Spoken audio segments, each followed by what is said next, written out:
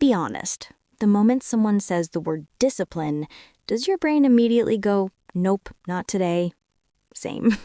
Discipline sounds like waking up at 4 a.m., running 5 miles, drinking spinach, and being a completely different person by next Tuesday.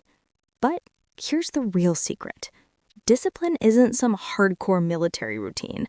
It's just keeping tiny promises to yourself. Think about your phone charger. You don't wait until your battery hits 1% and panic. You plug it in a little every day. That's discipline.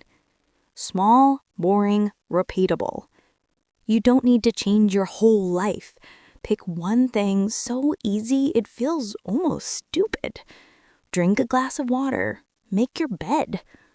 Open the project for 2 minutes. 2. That's it. Because something magical happens when you do the tiniest action. Your brain goes, oh, we're this kind of person now. And you start stacking wins without even trying to be perfect.